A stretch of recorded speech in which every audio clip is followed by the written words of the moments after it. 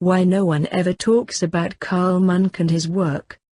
Before I start talking about Carl Munk and his work, I will have to explain a few things so you can understand better the work of this man that made serious discoveries. Archaeocryptography is the study of decoding a monument or structure by determining the underlying mathematical order beneath the proportions, size, and placement to find any recurring or unusual data in respect to that which is being studied, or within another monument or structure. Archaeocryptography is not a recognized branch of archaeology or of any other academic discipline.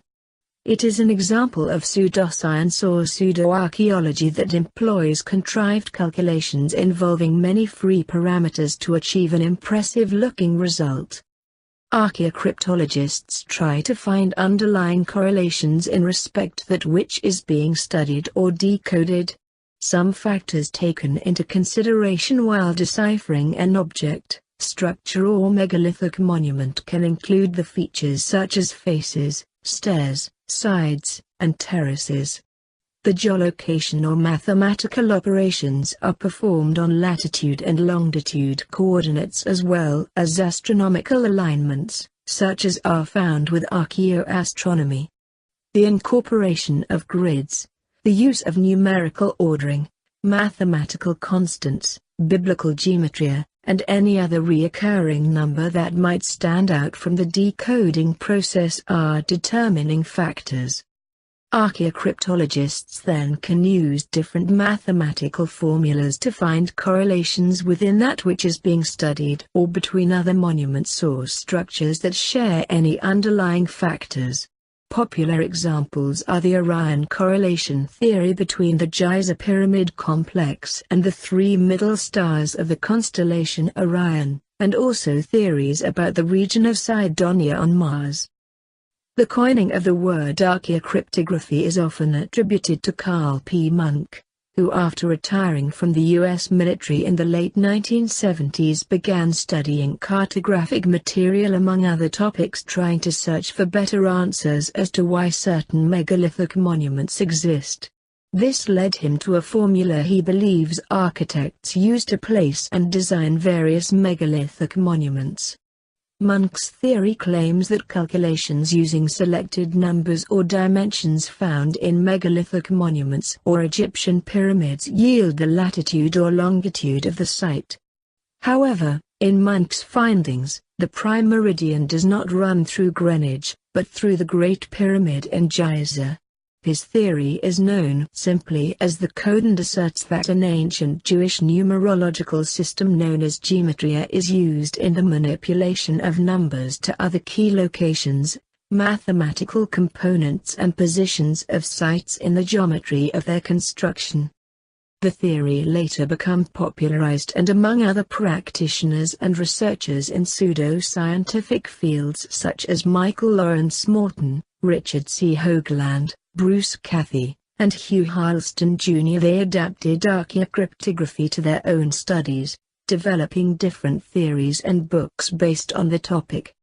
I have been searching for Carl Munk and there's not much in the internet about his biography, his background. He doesn't even have a Wikipedia page, what I found really weird. Also, I can't find anywhere on the internet if Carl Munk is still alive or not. Isn't that strange? I believe it is. Years ago I fell in love with the idea of the Giza pyramids being more than tombs for long-past pharaohs. When I had discovered that the Great Giza Pyramid had no hieroglyphs, bones, artifacts or sarcophagus inside, something told me to learn more. Then I came across www.greatgizapyramid.com and Carl P. Munk's work The Code. These two incredible people changed my life. Being at first hesitant in their work, I furthered myself to try and debunk their math, theories etc. all in which I could not. So, I proved them right. The stone monoliths of antiquity have always been a source of mystery. The pyramids at Giza, Stonehenge, Tenochtitlan. No one has been able to fully explain how they were built, or even more interestingly, why. Carl Munk has invested years into studying ancient stone monoliths. He proposes that these structures were not built to be tombs or temples, rather, they were built to send a message to the future to explain their culture's level of mathematic knowledge and understanding of the earth. These explanations are not scrawled into a wall in the form of hieroglyphs. They are hidden in the architecture and design of the monoliths themselves. Built by a culture whose understanding of science and mathematics rivals, or even surpasses, our own. Munk gave this study a name, archaeocryptography. In 1994, Carl Munk released a video entitled The Code. It's a simple piece, a camcorder recording of a slide presentation. Munk handles the narration duties. His voice, a deep baritone, would give Rod Sterling a run for his money. At first, the production quality is almost comical. It resembles 80s pornography or video footage of Grandma's trip to see Ronald Reagan's second inauguration. Munk is quite a character. He has obviously served in the military. His style of dress and attitude would fit well with the lone gunman crew on the X-Files. That being said, make no mistake, this man has done his homework. The first scene shows Munk in his home, donning a Hawaiian-style shirt. With pipe in hand, Munk introduces us to the science of geomathematics. The focus quickly shifts to the monument at Stonehenge. The first scene shows you Munk's method. The picture above is a rendering of what Stonehenge looked like before it fell into ruin. Munk instructs us to take notice of the outer circle. Take the time to count the total stones. You will see there are 30 lintels with 30 supporting stones, a grand total of 60 stones. The stones are arranged in a 360-degree circle. Multiply 360 by 60, and you will come up with a number of 21,600.